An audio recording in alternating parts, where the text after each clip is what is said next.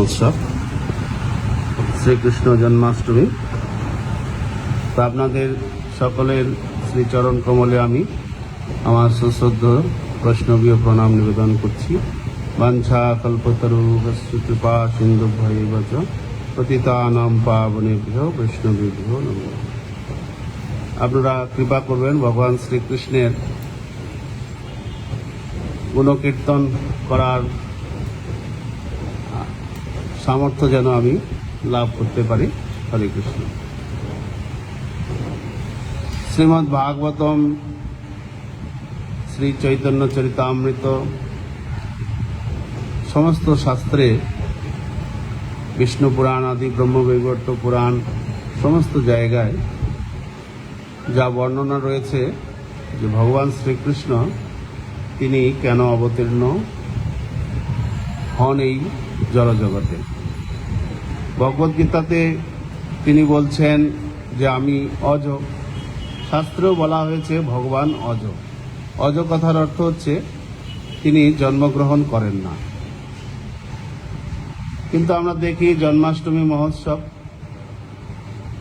আজকে ভগবান শ্রীকৃষ্ণ তিনি দেবকী মাতার গর্ভ থেকে আবির্ভূত হয়েছেন কংসের কারাগারে ভাদ্র মাসে কৃষ্ণপক্ষে এই অষ্টমী তিথিতে মধ্যরাত্রে।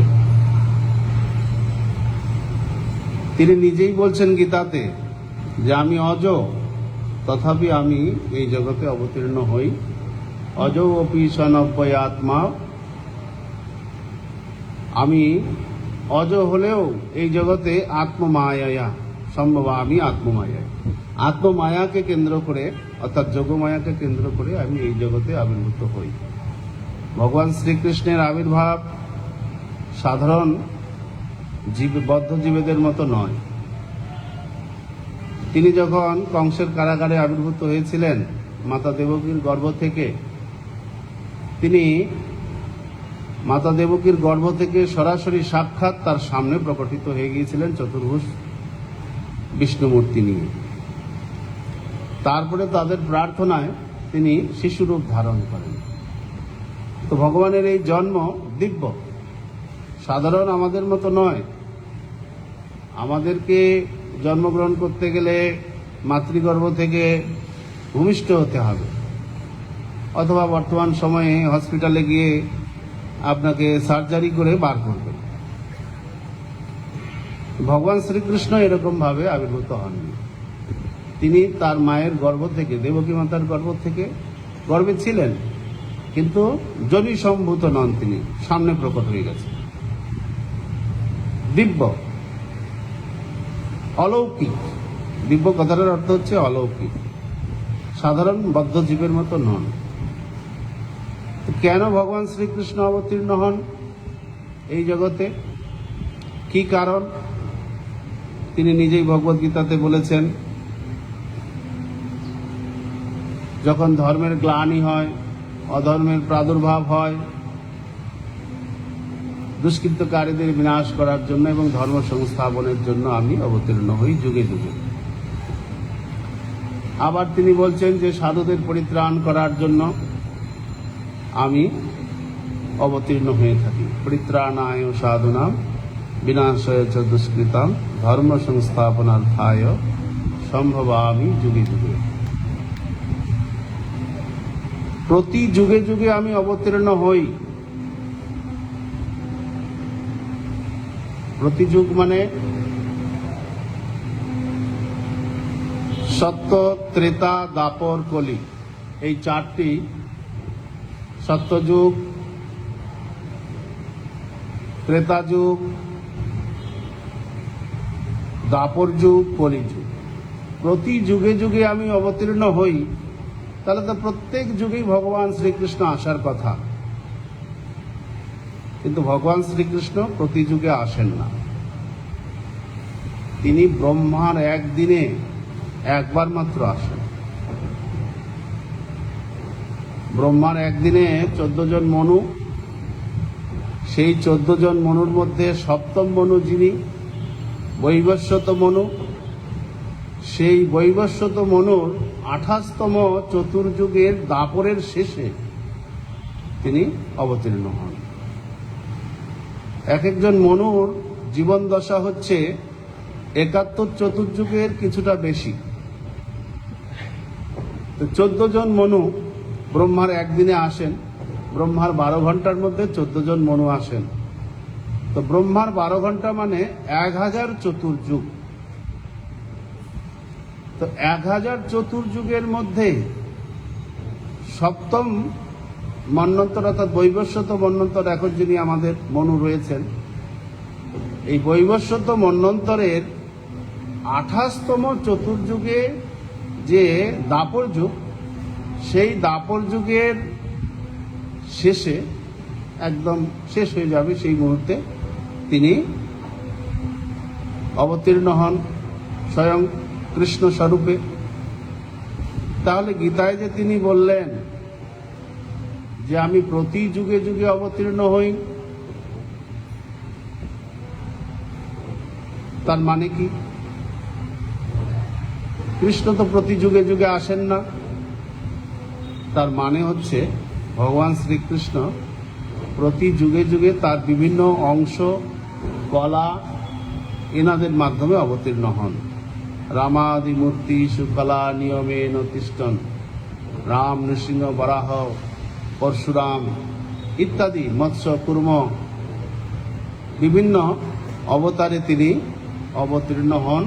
প্রত্যেক যুগেই আসেন, যুগাবতার রূপে তিনি প্রতি যুগেই আসেন, মন্বন্তর অবতার রূপে তিনি প্রতি মনুর সময়ে আসেন, গুণাবতার ব্রহ্মা বিষ্ণু মহেশ্বর তারা সর্বদাই রয়েছেন। এইভাবে পুরুষ অবতার কারণোদকশায়ী বিষ্ণু, গর্ভোদকশায়ী বিষ্ণু, ক্ষীরোদকশায়ী বিষ্ণু, সপ্তাবেশ অবতার বিভিন্ন সময়ে বিভিন্ন অবতারগণ ভগবানের শক্তির দ্বারা আবিষ্ট হয়ে এই জগতে অবতীর্ণ হন। তো ভগবান প্রতি যুগেই আসেন, কিন্তু স্বয়ং কৃষ্ণ স্বরূপে নন, তিনি অন্যান্য স্বরূপে অবতীর্ণ হন। যেমন নৃসিংহদেব রূপে অবতীর্ণ হয়েছেন, প্রহ্লাদ মহারাজকে রক্ষা করেছেন।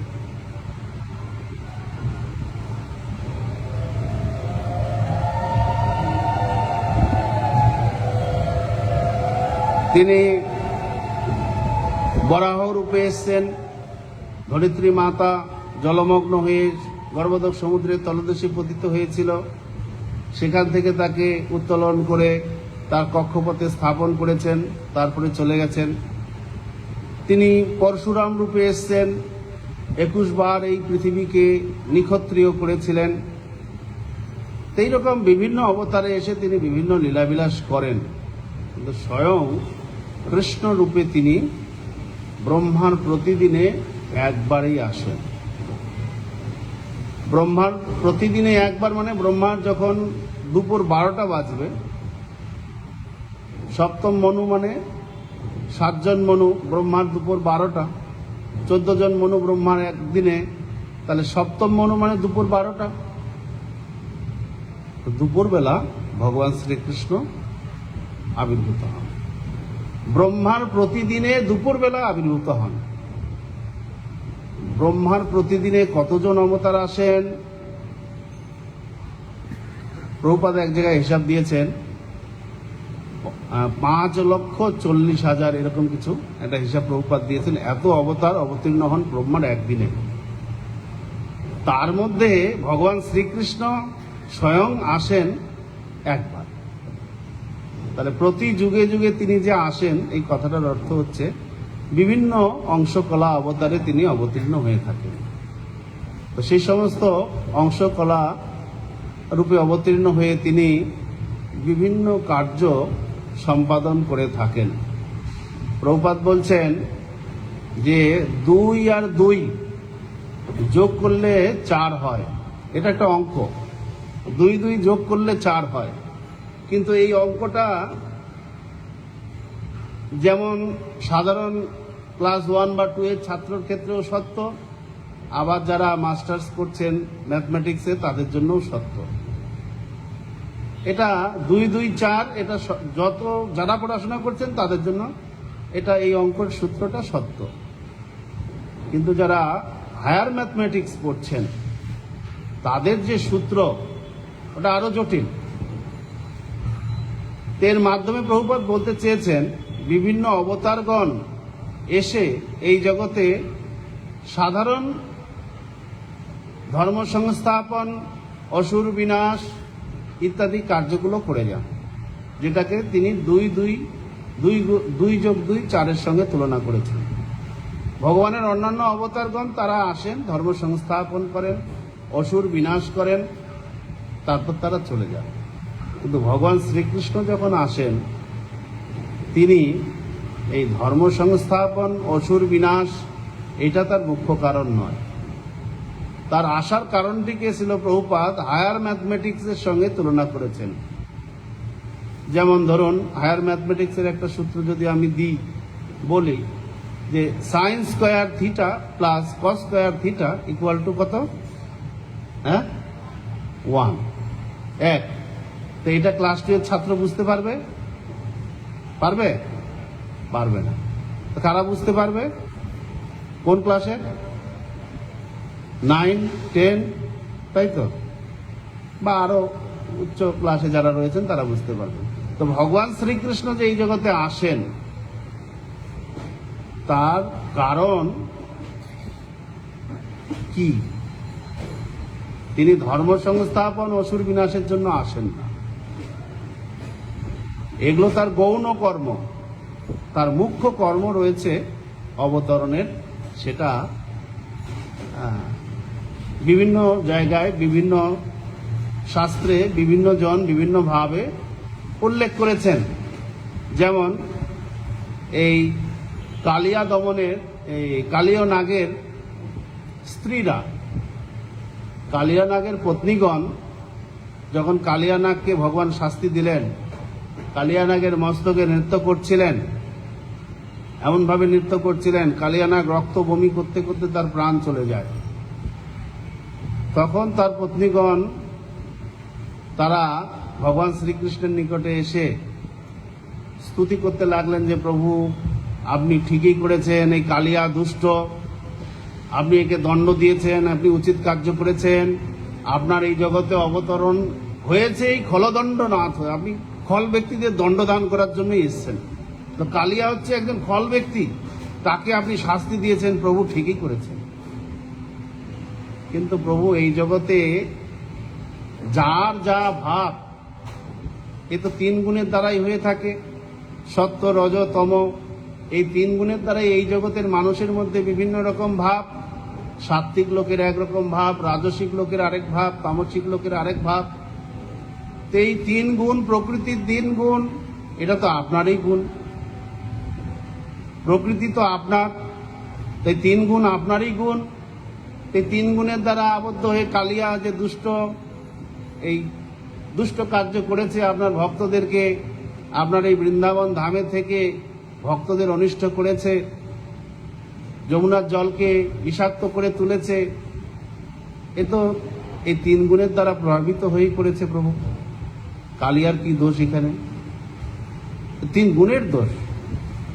এইভাবে নাগপত্নীরা ভগবান শ্রীকৃষ্ণের স্তুতি করে ভগবানকে সন্তুষ্ট করেছিলেন এবং কালিয়াকে ভগবানের শাস্তি থেকে রক্ষা করেছিলেন। তো তারা, কালীয় পত্নীগণ, তারা কারণ দেখালেন যে ভগবান খল ব্যক্তিদের দণ্ডদান করার জন্য তিনি আসেন। তো তাদের দৃষ্টিভঙ্গিতে ভগবান শ্রীকৃষ্ণের অবতরণের উদ্দেশ্য হচ্ছে খল ব্যক্তিদের দণ্ডদান করা। তা আমরা যদি আরো অন্য কোনো ভক্তদের ক্ষেত্রে বিচার করি, তাহলে দেখা যাবে প্রত্যেকেই মনে করছেন যে তাদের জন্যই ভগবান এসছেন। যেমন আমরা জানি এই মাতা দেবকী এবং বসুদেব, তারা পূর্বে আরো 2 জন্ম থেকে তারা তপস্যা করছিলেন ভগবানকে পুত্র রূপে পাওয়ার জন্য। তাই ভগবান তাদের সেই তপস্যায় সন্তুষ্ট হয়ে তাদের পুত্র রূপে এসেছেন। আবার আমরা দেখছি এই পৃথিবী যখন ভারাক্রান্ত হয়েছেন পাপী রাজাদের পাপ কর্মের দ্বারা, তিনি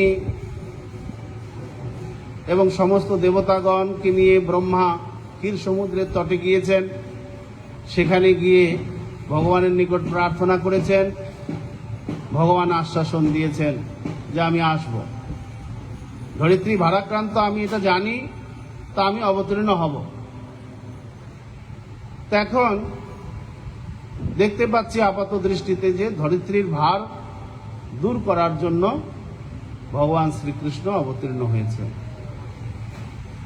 আবার কুন্তী মহারানী, প্রথম স্কন্ধ এসে গেছে যখন, কুন্তী মহারানী তিনি প্রার্থনায় অনেকগুলো কারণ উল্লেখ করেছেন। তিনি বলছেন, প্রথমত উনি বলছেন যে হে কৃষ্ণ, তুমি এই জগতে অবতীর্ণ হয়েছ যারা পরমহংস, সেই সমস্ত পরমহংস অমলাত্মা মুনিগণের ভক্তিযোগ বিধান করার জন্য তুমি এসেছ। তো আমরা স্ত্রী, এই স্ত্রী জাতি হয়ে আমরা কি করে তোমাকে বুঝতে পারবো? তুমি এই জগতে এসেছ পরমহংস মুনিদের আনন্দ বিধান করার জন্য, ভক্তিযোগের তারা তোমার আরাধনা কিভাবে করবেন সেই বিধান দেওয়ার জন্য তুমি এসেছ। ভক্তিযোগের বিধান করার জন্য তুমি এসেছ, এই জন্যই তোমার এই জগতে আবির্ভাব। আবার কুন্তী মহারানী অনেকগুলো কারণ দেখিয়েছেন। তিনি বলছেন, কেউ কেউ বলেন দেবকী বসুদেবকে কৃপা করার জন্য তুমি এসেছ, কেউ কেউ বলেন পুণ্যবান রাজা নল, যুধিষ্ঠির, যদু ইনাদেরকে কৃপা করার জন্য তুমি অবতীর্ণ হয়েছ। আবার কেউ কেউ বলেন যে দুষ্টদের দণ্ড দান করার জন্য তুমি অবতীর্ণ হয়েছ। এইভাবে অনেকগুলো কারণ উনি দেখিয়েছেন। দেখানোর পর উনি বলছেন যে তোমার একটা লীলা আমার কাছে আজ পর্যন্ত বিমোহিতকর বলে মনে হয়। যখন তোমার মা গোপী যশোদা তোমাকে তোমার অপরাধের জন্য দড়ি দিয়ে বেঁধেছিলেন, তো তার ভয়ে তুমি কান্না করছিলে মাথা নিচু করে, আর দুই হাত দিয়ে তোমার চোখ তুমি কচলাচ্ছিলে, সেই চোখের কাজল তোমার চোখের জলের সঙ্গে মিশ্রিত হয়ে তোমার গালে লেগে একাকার হয়ে গিয়েছিল, তুমি কান্না করছিলে। ভয়ে তুমি তোমার মায়ের ভয়ে দাঁড়িয়েছিলে। তো এই দৃশ্যটার কথা আমার মনে পড়লেই আমি আজও অবাক হয়ে যাই, তো এখানে কুন্তী মহারানী তিনি বলতে চাইছেন যে তোমার মাতা গোপী যশোদাকে এই আনন্দ দেওয়ার জন্য তুমি অবতীর্ণ হয়েছ। তোমার মাতা গোপী যশোদাকে আনন্দ দেওয়ার জন্য তুমি অবতীর্ণ হয়েছ। আবার কুন্তী মহারানী বলছেন যে কৃষ্ণ, আমার ভ্রাতা বসুদেব তোমার পিতা কত সৌভাগ্যবান, তোমাকে পুত্ররূপে প্রাপ্ত হয়েছেন। তার থেকে দেবকী আরো ভাগ্যবতী, দেবকী তোমাকে গর্ভে ধারণ করেছে। দেবকীর থেকেও নন্দ মহারাজ আরো ভাগ্যবান। কেন না, নন্দ মহারাজ তোমার বাল্যলীলা দর্শন আস্বাদন করেছে। তার থেকেও মহাভাগ্যবতী হচ্ছেন গোপী যশোদা, কারণ তুমি তার স্তন পান করেছ। তিনি আরো ভাগ্যবান, তার থেকেও আরো ভাগ্যবান রয়েছেন, তাদের কথা যদিও উল্লেখ করেননি। কারণ কি, সম্বন্ধে ভগবান শ্রীকৃষ্ণ আর কুন্তী মহারানীর মধ্যে সম্বন্ধ হচ্ছে পিসি আর ভাইপো। তো পিসি হয়ে কি করে ভাইপো এর যে মাধুর্য লীলা সম্পর্কে উল্লেখ করতে পারেন? লজ্জা পেয়ে যাবেন কৃষ্ণ, তাই তাদের কথা বলেননি। সর্বোচ্চ ভাগ্যবান বা ভাগ্যবতী হচ্ছেন ব্রজের ভক্তগণ, ব্রজবাসীগণ। তাদের মধ্যে ভাগ্যবতী হচ্ছেন গোপীগণ। গোপীগণের মধ্যে সর্বশ্রেষ্ঠ শ্রীমতী রাধারানী হচ্ছেন তিনি সর্বোচ্চ ভাগ্যবতী, তার জন্যই ভগবান শ্রীকৃষ্ণ অবতীর্ণ হয়েছেন। তো বহুবিধ কারণ আমরা দেখতে পাচ্ছি কুন্তী মহারানী এও বলেছেন যে আমার মনে হয়, আমার মতে তুমি এই বদ্ধজীবদের করুণা করার জন্য অবতীর্ণ হয়েছ। বদ্ধজীব এই জড়জগতের দুঃখ কষ্টে জর্জরিত, সংসার দাবানলে দগ্ধীভূত হচ্ছে, তাদেরকে পরিত্রাণ করার জন্য তুমি অবতীর্ণ হয়েছ। তোমার এই লীলাসমূহ শ্রবণ কীর্তন করে তারা তাদের সংসার দাবানল থেকে মুক্ত হবেন এবং তোমার দেওয়া ভক্তিযোগের পথ অবলম্বন করে তারা জড়জগতের বন্ধন থেকে মুক্ত হয়ে তোমার ধামে ফিরে যাবেন। এই জন্য তুমি এসেছ। এবার আপনারা বলুন দেখি, কৃষ্ণ কেন এসেছেন, কি কারণে এসেছেন?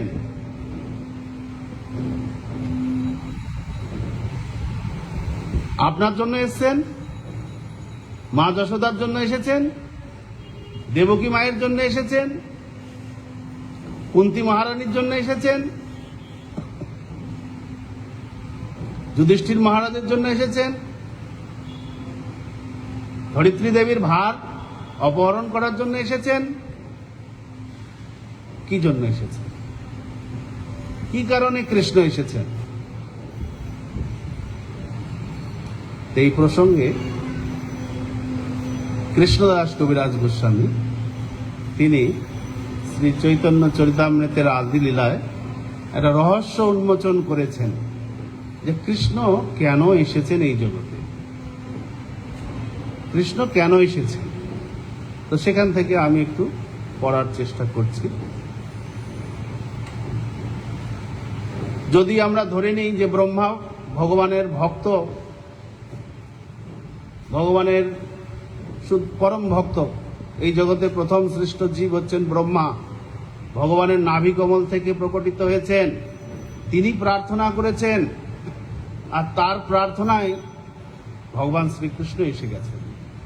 এটা যদি আমরা চিন্তা করি, এটা ঠিক নয়। কেন ঠিক নয়? কারণ ব্রহ্মা নিজেই বলছেন, যখন ভগবান শ্রীকৃষ্ণ মাতা দেবকীর গর্ভে এসেছেন, সমস্ত দেবতাকে নিয়ে ব্রহ্মা এই জেলখানায় এসেছিলেন। এখানে এসে গর্ভস্তুতি করেছেন, দশম স্কন্ধে রয়েছে। সেখানে একটা শ্লোকে ব্রহ্মা বলছেন,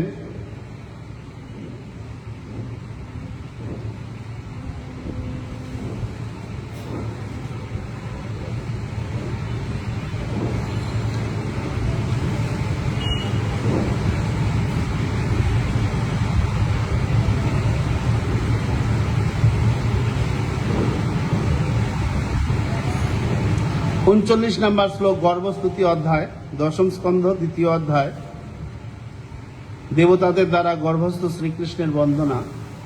এখানে 39 নম্বর শ্লোকে ব্রহ্মা নিজে বলছেন, নতে অভবশেষ ভবস্য কারণম বিনা বিনোদম বত তর্কয়ামহে ভব নিরোধ স্থিতিরপ্যবিদ্যয়া কৃতা যতস্তজ্জ ভয়াশ্রয়াত্মনি। হে ভগবান, আপনি সকাম কর্মের ফলে এই জড়জগতে জন্মগ্রহণকারী এক সাধারণ জীব নন। তাই এই জগতে আপনার আবির্ভাব বা জন্ম আপনার আহ্লাদিনী শক্তির দ্বারা সম্পাদিত লীলাবিলাস ছাড়া আর কিছু নয়। তেমনি আপনার বিভিন্ন অংশ জীবেদের জন্ম মৃত্যু জরা ইত্যাদি আপনার বহিরঙ্গা শক্তির দ্বারাই সম্পাদিত হয়ে থাকে। ব্রহ্মা বলতে চাইছেন, আমি যদি মনে করি পৃথিবীর ভার অপহরণ করার জন্য আমি আপনার কাছে প্রার্থনা করেছিলাম ক্ষীর সমুদ্রের তীরে গিয়ে, আর আমার কথা রক্ষা করার জন্য আপনি এসেছেন, তাহলে এটা আমার ধৃষ্টতা হবে। আপনি আমার প্রার্থনায় আসেননি, আপনি এসেছেন বিনোদম, বিনা বিনোদম, আপনি লীলাবিলাস করার জন্য এই জগতে এসেছেন। আপনি লীলাবিলাস করার জন্য এই জগতে এসেছেন। আমি প্রার্থনা করেছি আর আপনি এসে গেছেন তা নয়। তো ব্রহ্মার প্রার্থনায় কৃষ্ণ এসেছেন, এই কথাটাও ঠিক নয়। তাহলে কৃষ্ণ কেন এলেন? কেউ যদি প্রার্থনা না করে থাকেন, তাহলে কৃষ্ণ এই জগতে এলেন কেন? দেবকী বসুদেব 3 জন্ম ধরে প্রার্থনা করছেন পুত্ররূপে পাওয়ার জন্য, তাদের প্রার্থনায় এসছেন, যা কুন্তী মহারানী উল্লেখ করেছেন। যে কেউ কেউ বলেন তাদের প্রার্থনায় তুমি এসেছো, কেউ কেউ বলেন। তা কৃষ্ণ কেন এসেছেন তার কারণ কৃষ্ণদাস কবিরাজ গোস্বামী চৈতন্য চৈতামৃতে উল্লেখ করছেন। আদিলীলা 4th অধ্যায়, আদিলীলা 4th অধ্যায়ে তিনি ভগবান শ্রীকৃষ্ণের অবতরণের মুখ্য কারণ বর্ণনা করছেন।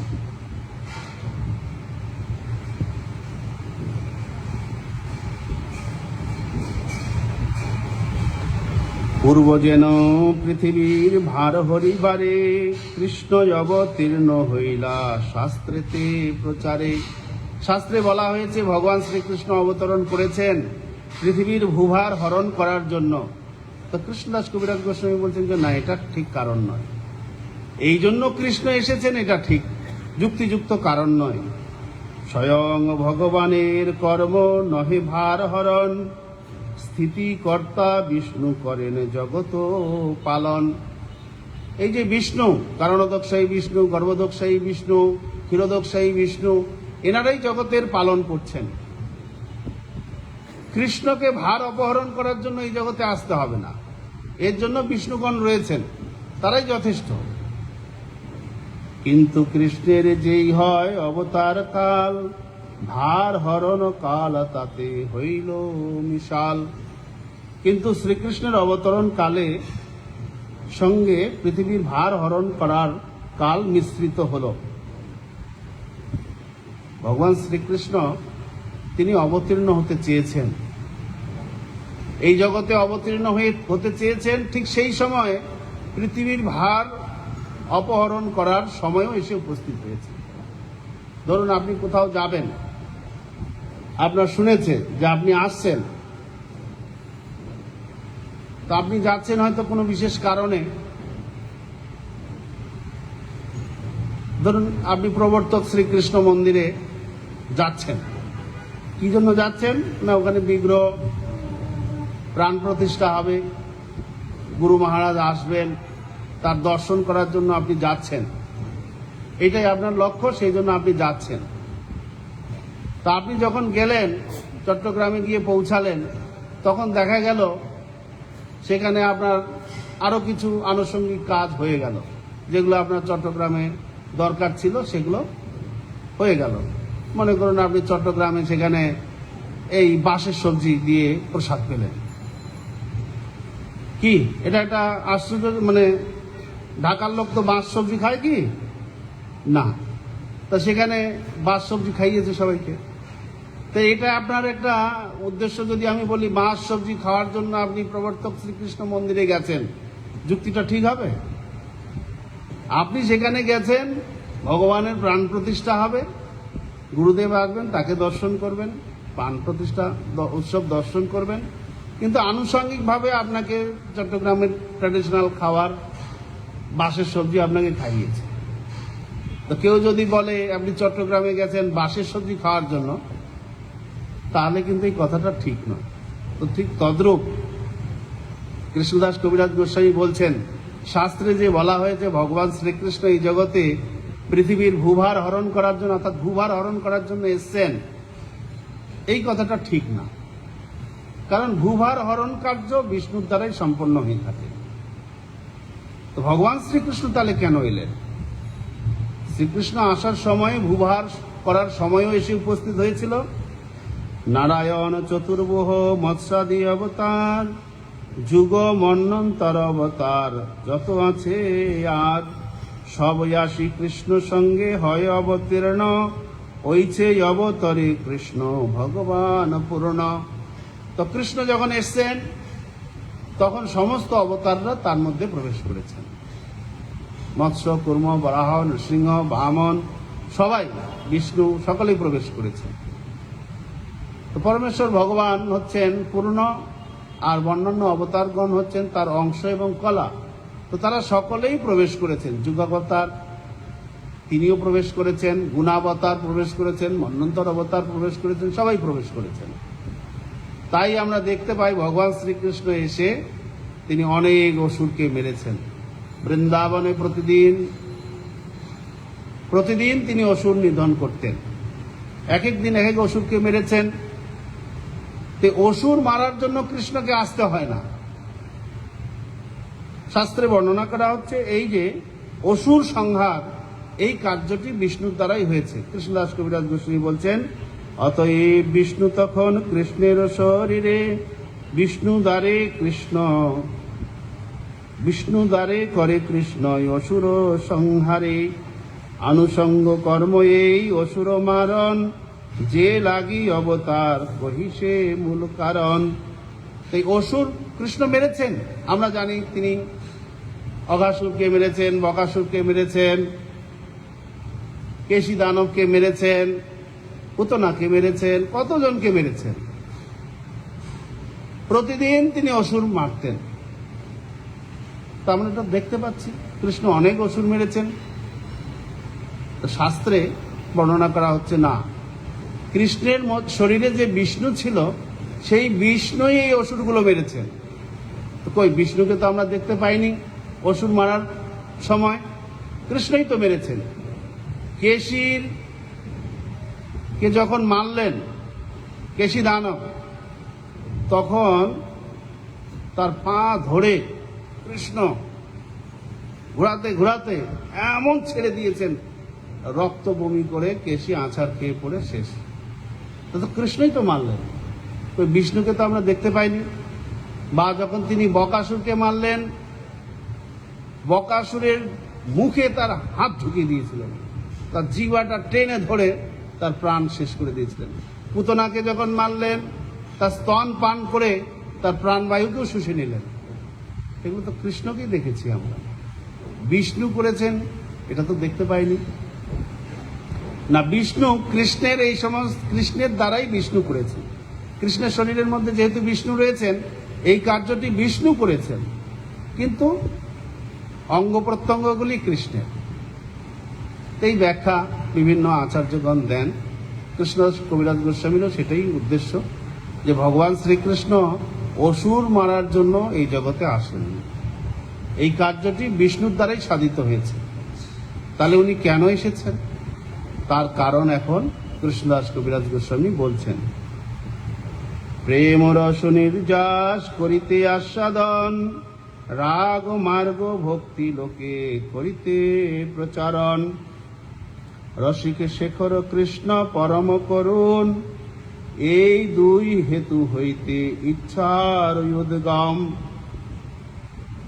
শ্রীল প্রভুপাদ বলছেন,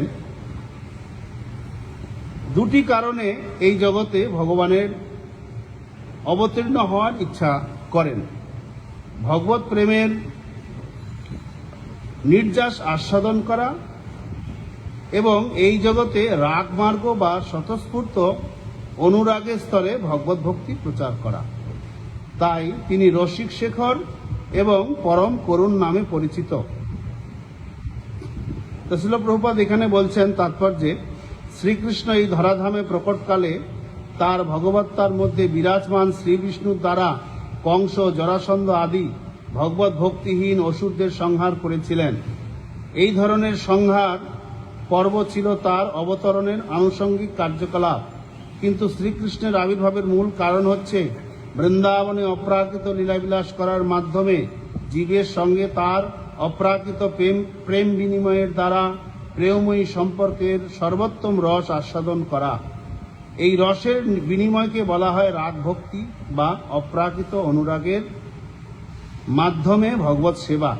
ভগবান শ্রীকৃষ্ণ সমস্ত বদ্ধজীবীদের জানাতে চান যে তিনি বৈরী ভক্তি থেকে রাগ ভক্তির দ্বারাই অধিক আকৃষ্ট হন।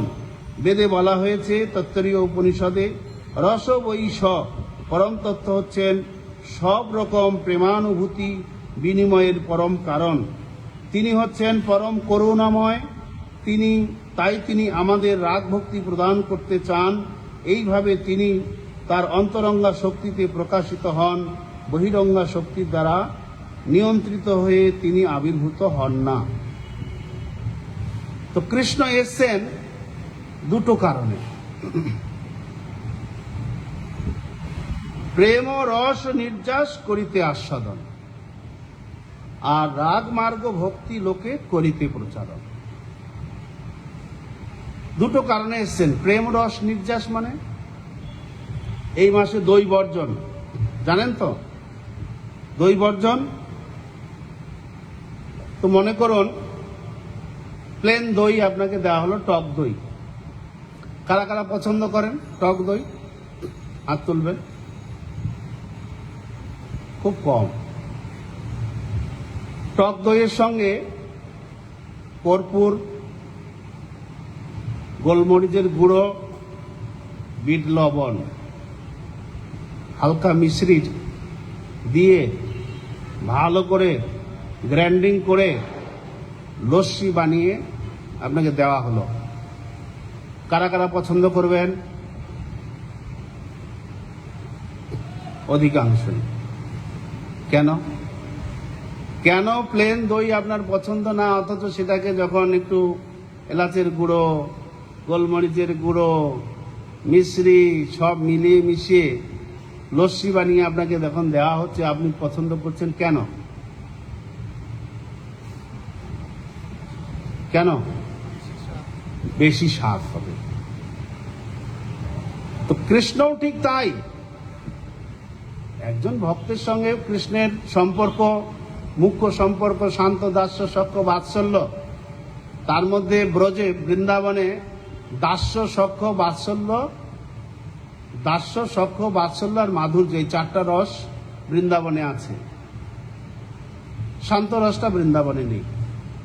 আছে, শান্ত রসেরও ভক্ত আছেন, কিন্তু শান্ত রসের বিনিময়ে সেরকম বৃন্দাবন লীলাতে কৃষ্ণের দেখা যায় না। বিশেষ করে দাস্যর থেকে অধিক সখ্য, বাৎসল্য এবং মাধুর্য, এই রসগুলোর নির্যাস উনি আস্বাদন করতে এসছেন। সখ্যরসের ভক্ত হচ্ছেন সমস্ত গোপেরা, তার সখারা।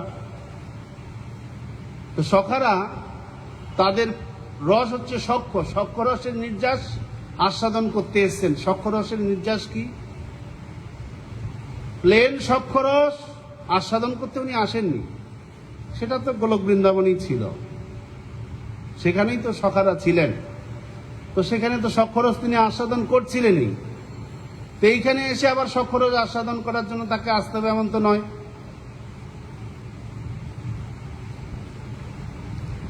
এইখানে এসেছেন সখ্যরসের নির্যাস আস্বাদন করার জন্য, এইখানে এসেছেন বাৎসল্য রসের নির্যাস আস্বাদন করার জন্য, এইখানে এসেছেন মাধুর্য রসের নির্যাস আস্বাদন করার জন্য। প্রেম রস নির্যাস করিতে আস্বাদন। এখন নির্যাস মানে একেবারে নিংড়ে বার করবেন, ওইটা কিন্তু নির্যাস বলে। একটা আপেলের নির্যাস বার করবেন, আপেলটাকে কেটে ভালো করে ধুয়ে কেটে গ্রাইন্ডিং মেশিনে দিয়ে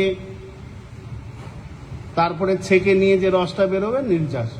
বা আপনি মৌসম্বি লেবুর নির্যাস বার করবেন, পেশাই মেশিনে দিয়ে ঘুরিয়ে নির্যাস বার করলেন। তো সখ্যরস, বাৎসল্য রস, মাধুর্য রস, এই রসগুলির নির্যাস আস্বাদন করার জন্য তিনি বৃন্দাবনে এসেছেন। এই রসগুলির নির্যাস কি? সখ্যরস। সখ্যরসের নির্যাস, সখ্যরসে সখ্য করে স্কন্দে আরোহণ, তুমি আমি সম তুমি কোন বড় জন। তো সখ্যরসে তারা কৃষ্ণকে ভাবতেন কৃষ্ণ আর আমরা সমান, কৃষ্ণ আমাদের থেকে একটুকু বড় নয়, সমান। তো খেলতে গিয়ে তো সমান, ঠিক আছে, অসুবিধা নেই। তো খেলতে গিয়ে যখন খেলাধুলায় কন্ডিশন বাজি থাকে, যে হারবে তাকে কাঁধে করে যতদূর বলা হবে ততদূর নিয়ে যেতে হবে। মনে করুন পাঞ্জা লড়াই, পাঞ্জা লড়াই মানে বুঝতে পারছেন তো, কৃষ্ণের সঙ্গে পাঞ্জা লড়াই, ওইদিকে কি হচ্ছে সুবল আছে আর কৃষ্ণ, পাঞ্জা লড়াই। যে হারবে, যে হেরে গেছে, তার কাঁধে যে জিতবে সে চাপবে। তো লড়তে লড়তে লড়তে লড়তে দেখা গেল কৃষ্ণ হেরে গেছে। তখন সুবল বলছে ওঠাও, কাঁধে ওঠাও। তো কৃষ্ণ বলছে না, তুলব না। কেন? না, আমি রাজার ছেলে। ও, হেরে গেছে, এখন রাজার ছেলে, আউট। কৃষ্ণকে কেউ দলে নেবে না, ও হেরে গেছে, আমাকে কাঁধে তুলছে না, ওকে কেউ নেবে না। তো সবাই বলছে এই কৃষ্ণ বেরো বেরো বেরো বেরো। কৃষ্ণ সাইডে এসে চুপচাপ দাঁড়িয়ে আছে। আমাকে তো বার করে দিল এরা, আর বাকিরা সবাই খেলাধুলা করছেন, কৃষ্ণ আউট, কৃষ্ণকে আর খেলার মধ্যে নিচ্ছেন না। তখন কৃষ্ণ কি করবেন? তখন বলছেন, এই সুবল আসো আসো, চাপো, কাঁধে চাপো। কাঁধে চাপিয়ে নিয়ে যতদূর বলছে ততদূর নিয়ে যাচ্ছে। এই যে হচ্ছে প্রেম রস নির্যাস। হয়তো প্রতিদিন সকালবেলা খেয়ে দিয়ে সবাই বেরোবে, গোচারণে যখন যাবেন সবাই খেয়ে দিয়ে বেরোবেন, ঘুম থেকে উঠেই মাখন মিশ্রি খেয়ে নেবেন। তারপরে মা যশোদা আবার বেঁধে দেবেন খাবার, টিফিন, ব্রেকফাস্ট।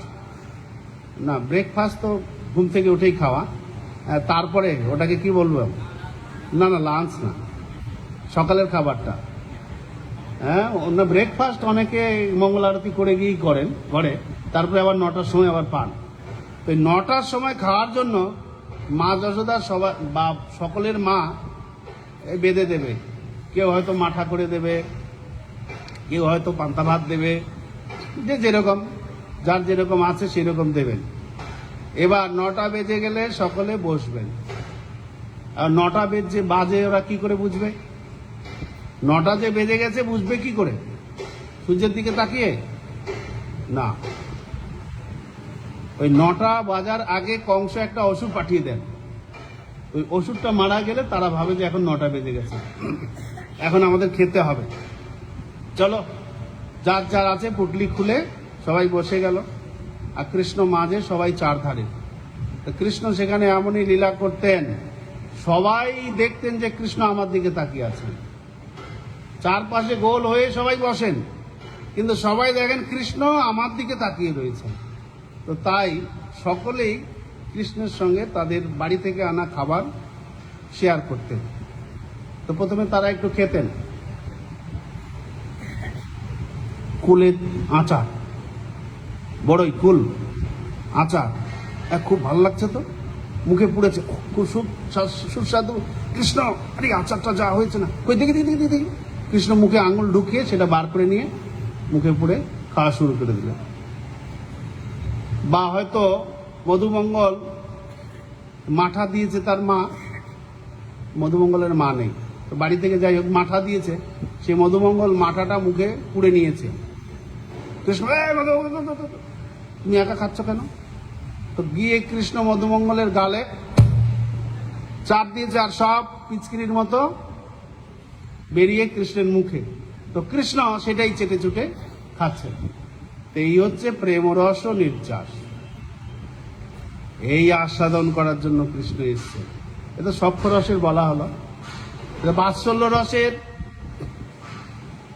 সবাই কমপ্লেন দেয়, যশোদা তোমার ছেলে বড় দুষ্ট হয়ে গেছে, আমাদের বাড়িতে গিয়ে আমার ঘুমন্ত ছেলেটাকে চিমটি কেটে চলে আসে।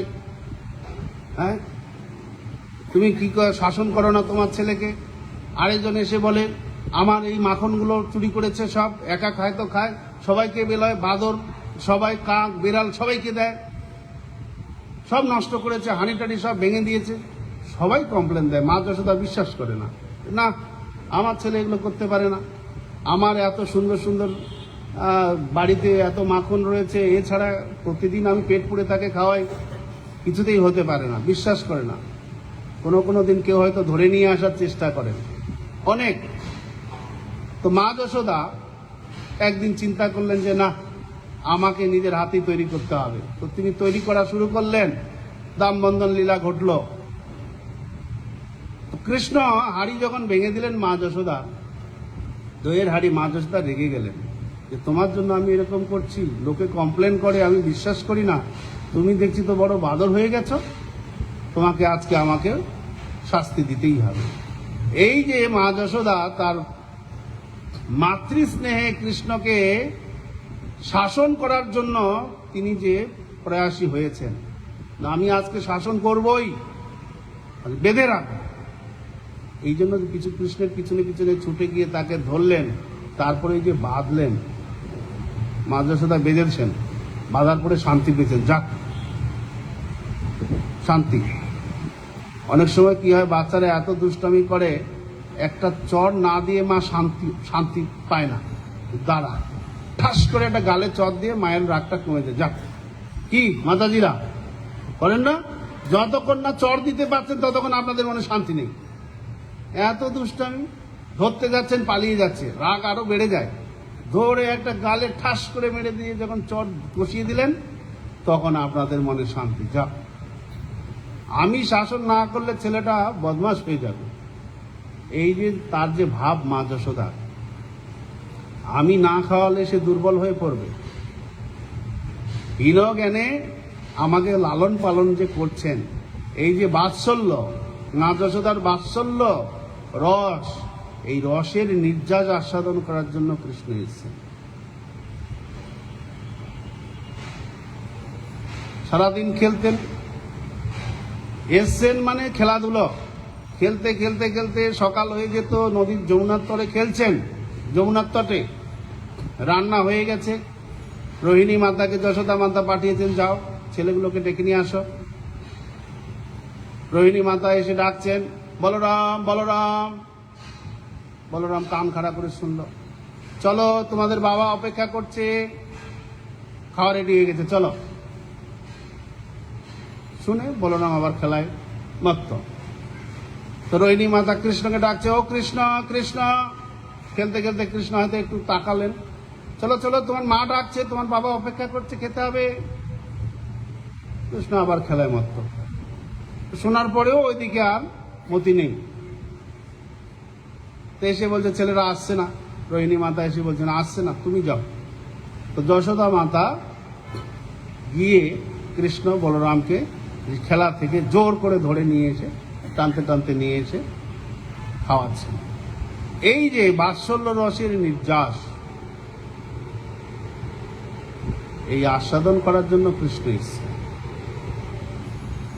একজন মা ছেলেকে কিভাবে লালন পালন করেন, কৃষ্ণ ছেলে হয়ে সেটা আস্বাদন করতে চেয়েছেন, এই জন্য উনি এসেছেন। তো তেমনি শৃঙ্গার রসেরও রয়েছে, সেগুলো আর আমি বলছি না। তো কৃষ্ণ প্রেম ও রস ও নির্যাস করিতে আস্বাদন, তিনি এসেছেন। এইটা যদি কারণ হয়ে থাকে, কেন তিনি প্রেম রস নির্যাস আস্বাদন করতে চাইলেন না? তিনি হচ্ছেন রসিক শেখর, রসরাজ, রসবৈষহ। শাস্ত্রে তাকে বলা হচ্ছে তিনি হচ্ছেন রসবৈষহ, রস দিয়ে তৈরি তিনি। অখিল রসামৃত মূর্তি, প্রশ্রীমর রুচি রুদ্ধ তারকা পালি, কলিত ললিত শ্যামা, রাধা প্রেয়াণ জয়তী, বিধুর জয়তী। রূপ গোস্বামী পাদ মঙ্গলাচরণে বলছেন ভক্তি রসামৃত সিন্ধু। তিনি হচ্ছেন রস দিয়ে তৈরি, কৃষ্ণ রস দিয়ে তৈরি। কি রস?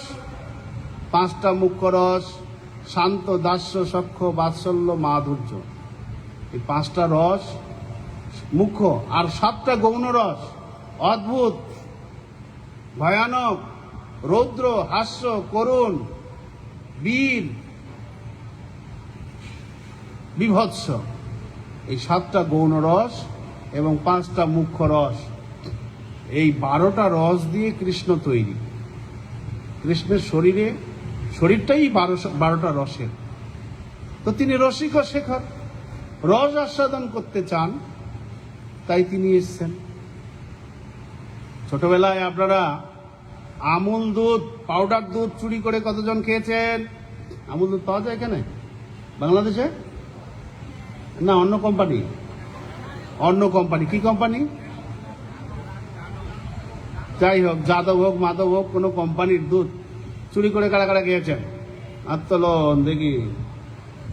চুরি করে মানে ওই কৌটা খুলে মুখে পুড়ে দিয়ে চুষতে চুষতে আবার ভালো লেগেছে, আবার এসছেন, আবার ফাঁক বুঝে ঘরে ঢুকে আবার কৌটা খুলে নিয়েছেন। হরলিক্স খেয়েছেন অনেকে। তো যাই হোক, কেন খেতেন? রস আপনার ভালো লাগতো। ওই যে শুকনো পাউডার দুধের রস উপরে আটকে থাকবে, একটু একটু করে চেটে চেটে পাবেন, কত সুন্দর লাগে। তা আবার সেই ফাঁক বুঝে দুধের সব চুরি করে কারা কারা খেয়েছেন দেখেছেন? সব ধরা পড়ে যাচ্ছে। তাহলে দেখুন, আমার একজন ভক্ত বলছিলেন যে উনি কি করতেন, দুধ চুরি করতেন। কিভাবে? দুধ জাল দেওয়ার পরে সেই ঘরে রেখে তো কড়া পাহারা থাকতো। তো যেহেতু গ্রামে ওই পাটকাঠির বেড়া, ওই একটা পাটকাঠি ভেঙে লম্বা করে দুধের হাঁড়ি মানে যেখানে দিয়েছে সেই পর্যন্ত দিয়ে বাইরে থেকে চুষে চুষে দুধ পান করে চলে যেতেন। আর যিনি দুধ জাল দিতেন উনি বলতেন, আরে দুধটা কমে যাচ্ছে কি করে, কেউ তো ঘরে ঢোকে না, ঘর তো বন্ধ, দুধ কমে কি করে। তা দেখুন, চুরি করা অভ্যাস, চুরি করে খাওয়ার একটা টেস্টই আলাদা, কি? তো এই রস আস্বাদন করার জন্য কৃষ্ণ এসেছেন, চুরি করে খাওয়া। তা দেখুন, কৃষ্ণ অবতরণের উদ্দেশ্য হচ্ছে তিনি যেহেতু রসিক শেখর, রস দিয়ে তৈরি তার শরীর, তিনি রস আস্বাদন করার জন্য এসেছেন। এখন রস আস্বাদন করতে গেলে কাকে নিয়ে রস আস্বাদন করবেন? বদ্ধজীবকে দিয়ে তো আর রস আস্বাদন হবে না। এই যে আপনারা এখানে ভক্তরা এসেছেন, কৃষ্ণ কথা আমি বলার চেষ্টা করছি, গুরু গৌরাঙ্গের কৃপায় আপনারা আস্বাদন করছেন। এই না হয় যদি সাধারণ পাবলিক থাকতেন, আস্বাদন করতে পারতেন? আমারও ভালো লাগতো না বলে কথাই বেরোতো না, কি বলবো, কেউ রেসপন্স দেবে না। তা দেখুন, আস্বাদন করতে গেলে শ্রোতাও সেরকম লাগবে, তা নাহলে তো আস্বাদন হবে না। তাই কৃষ্ণ এই জগতে এসে প্রেম রস নির্যাস আস্বাদন করবেন কাকে দিয়ে? সেই ধরনের তো পাত্র নেই। তাই তিনি যখন আসেন তার সমস্ত পার্শ্বদ পরিকরকে নিয়ে আসেন, নিয়ে এসে এইখানে সেই প্রেম রসের নির্যাস তিনি আস্বাদন করেন। তো এর ফলে কি হয়, তিনি এই লীলাবিলাস যখন করেন তার মাধ্যমে সর্বসাধারণের প্রতিও তার কৃপা হয়ে যায়। যে সমস্ত ভক্তরা আসেন তারাও আনন্দ পান, কৃষ্ণের এই লীলায় সহায়তা করে তারাও আনন্দ পান, কৃষ্ণও আনন্দ পান, ভক্তরাও আনন্দ পান।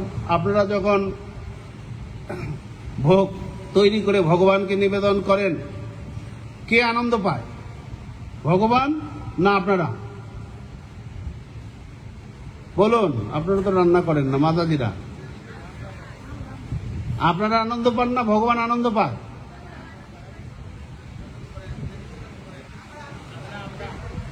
এই যে কীর্তনে নৃত্য করে ভগবান আনন্দ পায় না আপনারা আনন্দ পান? দুইজনেই আনন্দ পান, দুইজনেই আনন্দ পান, ভক্তও আনন্দ পান, ভগবানও আনন্দ পান। এখন কৃষ্ণ পরম করুণাময়, তার এটা একটা গুণ, পরম করুণাময়। তিনি আনন্দ পাওয়ার জন্য ভক্তদের করুণা করে এই জগতে আর নিয়ে আসেন, বা ভক্তদেরকেও একটু আনন্দ দান করেন। অনেক সময় দেখা যায় যে খুব যিনি একটু দানী ব্যক্তি, তিনি দান ধ্যান করে আনন্দ পান, দিয়ে দিয়ে আনন্দ পান। একটা ভালো জিনিস রান্না করেছেন, 2-4 জনকে দিয়ে আপনি খেলেন সবার সঙ্গে, এটা আলাদা আনন্দ।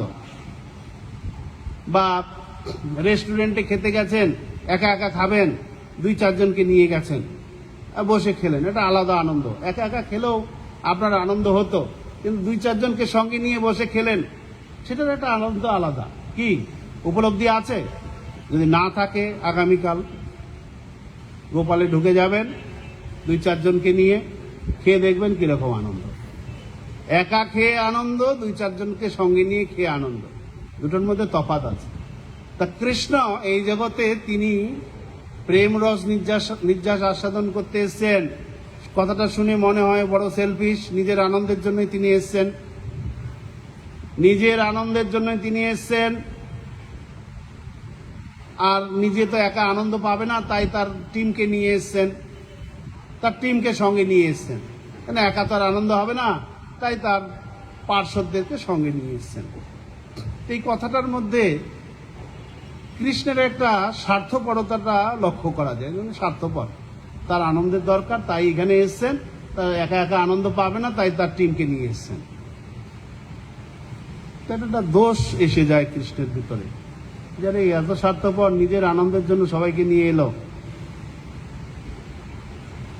কৃষ্ণ কি নিজের আনন্দের জন্য তার টিমকে নিয়ে এসেছেন, না টিমের আনন্দের জন্য তিনি তাদের সঙ্গে এসেছেন? এইটা এবার একটা লাখ টাকার প্রশ্ন, যে কৃষ্ণ কি নিজের আনন্দের জন্য তিনি সব টিমকে সঙ্গে নিয়ে এসেছেন, না টিমের আনন্দের জন্য তিনি তাদের সঙ্গে এসেছেন? আপনাদের এই ব্রহ্মচারীদের ট্যুর মাঝে মধ্যে হয় না? এবার বলুন, চারুচন্দ্র প্রভু তার নিজের আনন্দের জন্য আপনাদেরকে সঙ্গে নিয়ে যান, না আপনাদের আনন্দের জন্য উনি আপনাদের সঙ্গে যান? হ্যাঁ, মুখ্য কোনটা?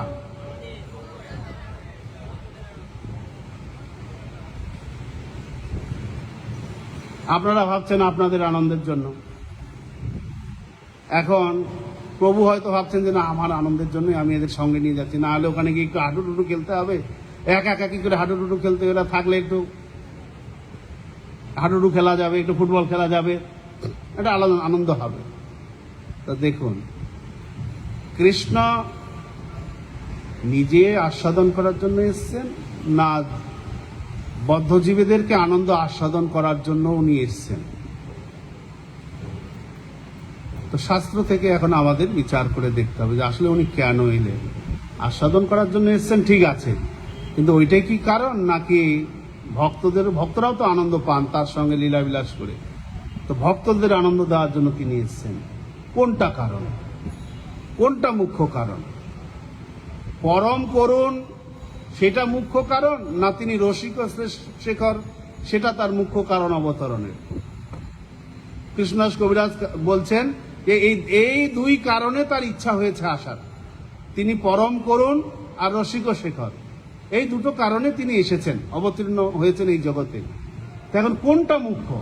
রসিক শেখর, সেই জন্য তিনি এসেছেন, তিনি রস আস্বাদন করতে চান, তাই করুণা করে তার ভক্তদেরকে নিয়ে এসেছেন, বা এই বদ্ধজীবদেরকে তিনি করুণা করেছেন এই জন্য, নাকি তার করুণা গুণ রয়েছে হৃদয়ে, বদ্ধজীব চান? কোনটা কারণ হতে পারে? তো এটারও বিচার করে যদি দেখা যায়, পদ্মপুরাণে ভগবান বলছেন, বা ভাগবতমেও তিনি বলছেন যে আমি আমার ভক্তদের অনুগ্রহ করার জন্য আসি, আমি অনুগ্রহ করার জন্য অবতীর্ণ হই। বা পদ্মপুরাণে ভগবান শ্রীকৃষ্ণের উক্তি, যে সেখানেও বলছেন মদ্ভক্ত বিনোদার্থায় করতি বিবিধ ক্রিয়া, আমি বিভিন্ন প্রকার লীলা এই জগতে এসে করি আমার ভক্তদের আনন্দ বিধান করার জন্য। এইটাই হচ্ছে মুখ্য কারণ। ভগবান শ্রীকৃষ্ণ যেহেতু পরম করুণ, তিনি চান এই বদ্ধজীব জড়জগতের দুঃখ কষ্ট ভোগ করছেন, সংসার দাবানলে তারা কষ্ট পাচ্ছেন, তো এদেরকে এখান থেকে মুক্ত করার জন্য তিনি করুণা করে এসেছেন। আর এই করুণা করার জন্য এসে তিনি তার অন্তরঙ্গ ভক্তদের সঙ্গে লীলাবিলাস করে তিনি রস আস্বাদন করেছেন, এবং তিনি দেখিয়েছেন যে কিভাবে ভগবানের চরণে আত্মসমর্পণ করে তার সেবায় যুক্ত হলে আসলে ভগবানকে প্রাপ্ত হওয়া যেতে পারে। তো সেই পন্থাটি হচ্ছে রাগমার্গের ভক্তি। রাগমার্গের ভক্তির প্রচার করার জন্য তিনি এসেছেন। যেহেতু তিনি করুণাময়, তাই রাগমার্গ ভক্তি প্রচার করার জন্য তিনি এসেছেন, এটাই মুখ্য কারণ। তার সাথে সাথে তিনি প্রেম রস ও নির্যাস আস্বাদন করেছেন। তা রাগমার্গের ভক্তি আর বিধি মার্গের ভক্তি, আমরা এখানে কোন মার্গের ভক্তি অনুশীলন করছি?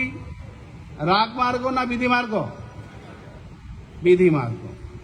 তো বিধি মার্গের ভক্তিতে তো কৃষ্ণ তৃপ্ত হবেন না, কৃষ্ণের রস আস্বাদন হবে না। আমরা না হয় আনন্দ পাব, মন মতো আইটেম রান্না করে ভগবানকে ভোগ দিয়ে আনন্দ পেলাম। আজকে মনে হলো ধোকা রান্না করব, রান্না করে ভগবানকে দিয়ে খুব তৃপ্তি সহকারে খেলাম। কালকে মনে হলো যে না, একটু পাস্তা রান্না করব, রান্না করে ভগবানকে দিয়ে খুব আনন্দ সহকারে খেলাম। কৃষ্ণের কি আনন্দ হচ্ছে? আমাদের নয় আনন্দ হচ্ছে। কৃষ্ণের। তা কৃষ্ণ বলছেন যে না, বিধি মার্গে ঐশ্বর্য জ্ঞান যেহেতু থাকে তাই তার তাতে আনন্দ হয় না।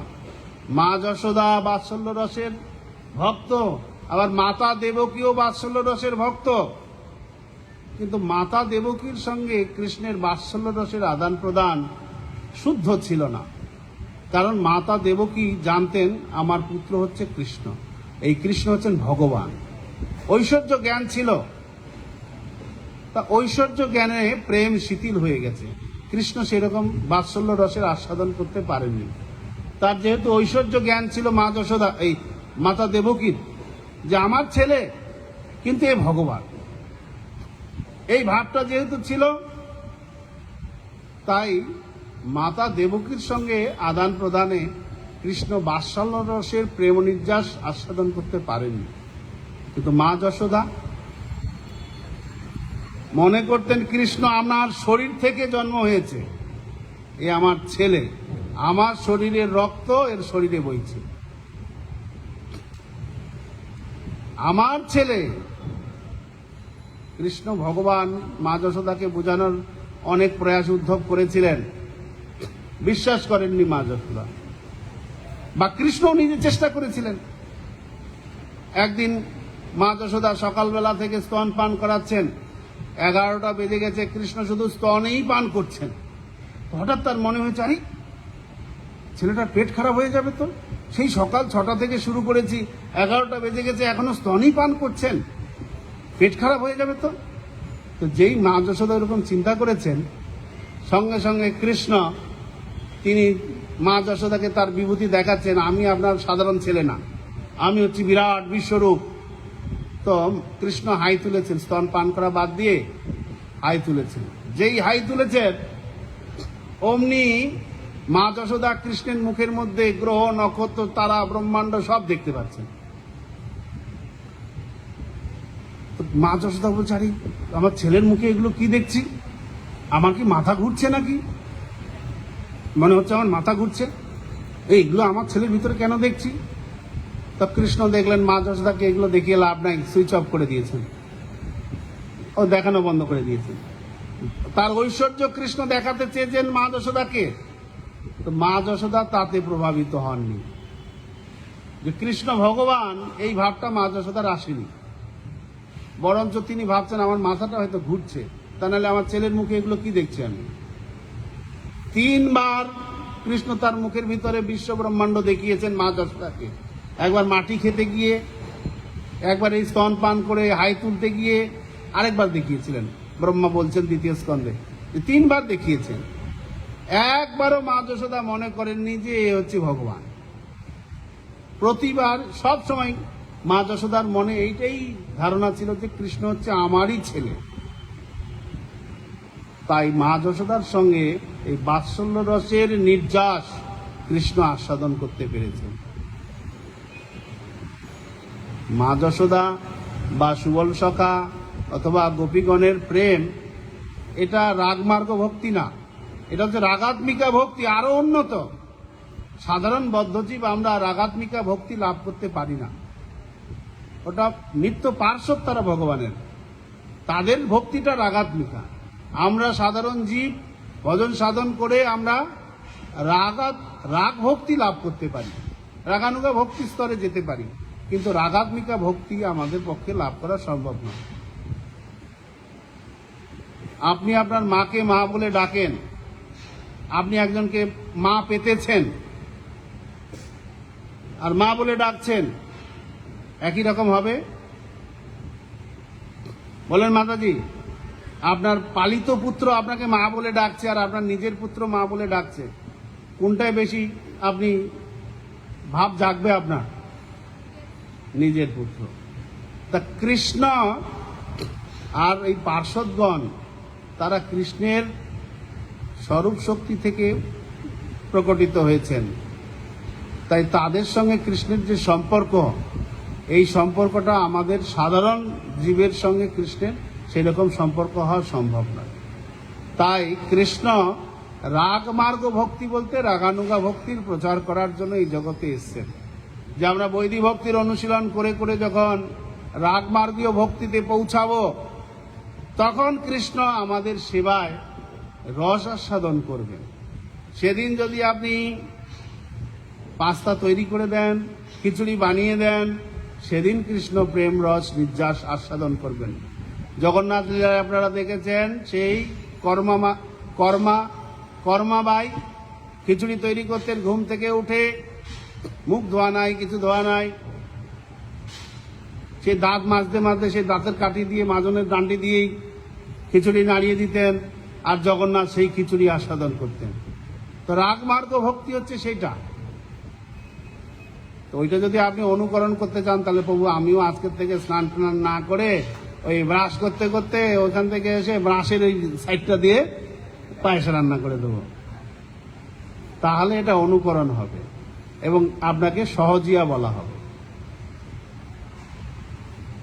কৃত্রিমভাবে রাগানুগা ভক্তি করা যায় না। আমাদের অনেক সাধু সন্তরা প্রভুপাদের এই সোসাইটিতে থাকতে থাকতে আর ভালো লাগে না বিধি ভক্তি, ছেড়ে টেড়ে দিয়ে রাধাকুণ্ডের তটে রাগ ভক্তি করতে যায়, যে লাস্টে সহজিয়া হয়ে যায়। রাগানুগা ভক্তির প্রচার কৃষ্ণ করতে এসেছেন। তো সেই রাগানুগা ভক্তি লাভ করতে গেলে বৈদিক ভক্তি অনুশীলন করতে করতেই সেই স্তরে যেতে হবে। কৃত্রিমভাবে রাগানুগা ভক্তির অনুশীলন করলে আপনাকে সহজিয়া বলা হবে। অতএব ছিল প্রভুপাদ আমাদের এই সোসাইটিতে তিনি বৈদিক ভক্তি দিয়েছেন রাগ ভক্তির স্তরে যাতে আমরা উপনীত হতে পারি, সেই জন্য। বৈদিক ভক্তির নিয়ম কানুন 64 অঙ্গ, তার মধ্যে 12টা মুখ্য, তার মধ্যেও 5টা আরো মুখ্য। তো এগুলো যদি একটাই করি বা একাধিক অঙ্গের অনুশীলন করি, যদি নিষ্ঠার সহিত আমরা করি, সেই নিষ্ঠা থেকেই আমরা রাগানুগা ভক্তি স্তর প্রাপ্ত হতে পারব। অতএব প্রভুপাদের এই পন্থা, এটা হচ্ছে প্রামাণিক পন্থা, এতে অবিশ্বাস করার কোনো কারণ নেই। প্রভুপাদের পথ বাহিরে কলিকালের মায়া ভাইরে উদ্ধার পাইবার নাহি কোনো আশা। আমাদের গুরু মহারাজ শ্রী শ্রীমৎ জয়পতাকা স্বামী উনি প্রভুপাদের গুণকীর্তন করে কবিতা লিখেছেন, প্রভুপাদের পথ বাহিরে কলিকালের মায়া ভাইরে উদ্ধার পাইবার নাহি কোনো আশা। প্রভুপাদ যা নিয়ম দিয়ে গেছেন, 4টা নিয়ম পালন করে 16 মালা জপ প্রতিনিয়ত, আরো অন্যান্য সেবা উনি যা দিয়েছেন, এইটাই আমরা নিষ্ঠার সহিত করলে একদিন রাগমার্গ ভক্তি স্তরে পৌঁছাবো। সেদিন কৃষ্ণ আমাদের সেবাতে প্রেম রস নির্যাস আস্বাদন করবেন। হরে কৃষ্ণ কৃষ্ণ কৃষ্ণ হরে হরে, হরে রাম রাম রাম হরে হরে। শিল প্রভুপাদ কি, কৃষ্ণচন্দ্র ভগবান কি, জন্মাষ্টমী মহামহোৎসব কি, গৌর প্রেমানন্দে হরি হরি বল। তা আমাদের এখানে অ্যানাউন্স আছে, এই যে প্রভুপাদের গ্রন্থাবলী এসছেন, কৃষ্ণলীলা আজকে সারাদিন ধরে পাঠ করা দরকার। যাদের কাছে নেই তারা আপনারা এখান থেকে সংগ্রহ করুন। কৃষ্ণলীলা গ্রন্থ রয়েছে, তেজ অ্যানাউন্স করো কি বলছে।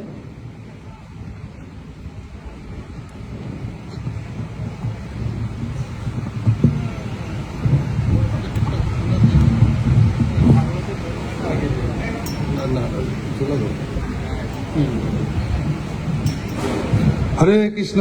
শুধু ভক্তবৃন্দ, আপনাদের কেমন লাগছে? তো শুদ্ধ ভক্তের শ্রীমুখ থেকে ভগবানের কথা শ্রবণ করার একটা অপূর্ব সুযোগ পাচ্ছেন আপনারা। আরেকটি ঘোষণা, আজকে দুপুরে এই পরমেশ্বর ভগবান শ্রীকৃষ্ণের লীলা কথা শ্রবণ করাতে আসছেন সুদূর আমেরিকা থেকে শিল প্রভুপাদের শিষ্য শ্রীপাদ মিশ্র ভগবান দাস প্রভু। আপনারা সকলে উপস্থিত থাকবেন। প্রভুপাদের শিষ্যের শ্রীমুখ থেকে আমরা ভগবানের অপরাকৃত কথা শোনার সুযোগ পাচ্ছি। তা আপনারা কেউ এই সুযোগ মিস করবেন না। দুপুরেই ভগবানের অপরাধ